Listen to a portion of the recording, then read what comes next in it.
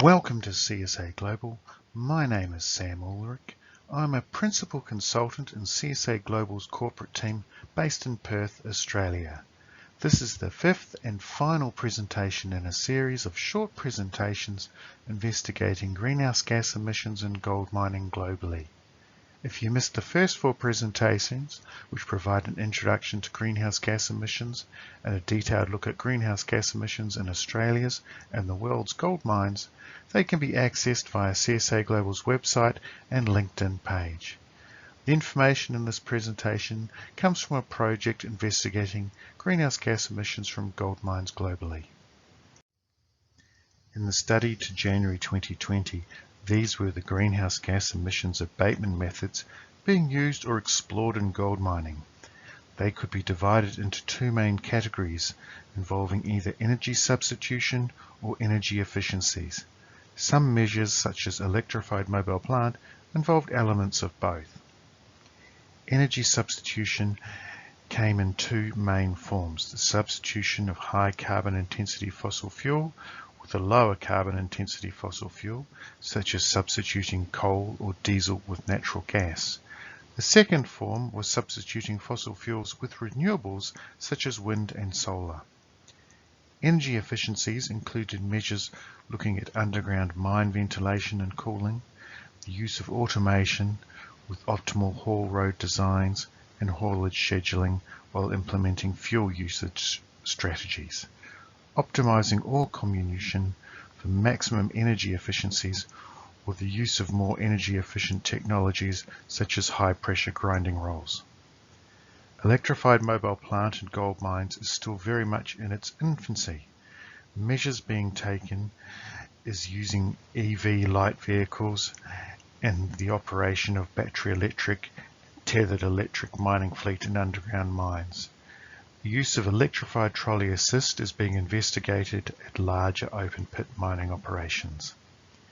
In countries with high emissions energy sources, methods of energy substitution were the primary abatement measures undertaken or being implemented. In countries which already had low emissions energy sources, various energy efficiencies were being explored. In other words, the opportunity to make the greatest reductions in greenhouse gas emissions was actually in countries with high emissions energy sources. One energy substitution method that was not actively being investigated in gold mining at the time was the use of hydrogen, primarily due to many mines not having the scale and mine life to presently support it. Here is an example of energy substitution from the Agnew gold mine in Western Australia. Prior to 2020, the mine generated its own electricity from off-grid gas and diesel generators.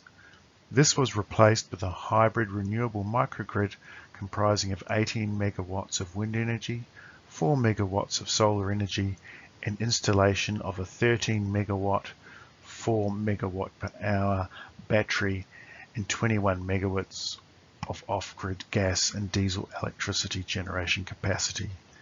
The hybrid renewable microgrid is estimated to abate approximately 46,400 tonnes of CO2 equivalent per annum.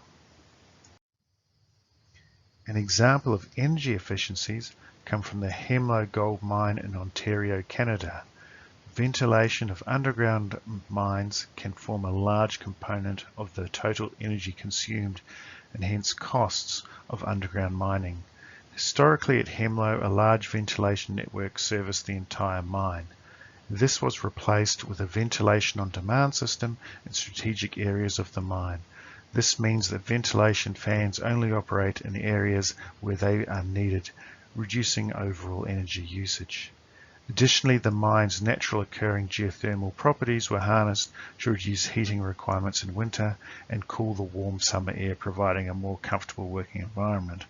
Overall, these changes to the ventilation system at Hemlo lowered energy consumption by 10% and reduced greenhouse gas emissions by 24%. Here is a greenhouse gas abatement curve of the percentage reduction in greenhouse gas emissions at various gold mines of either completed or announced abatement measures to January 2020. The most common measure undertaken at gold mines is energy substitution. It also has the largest percentage reductions.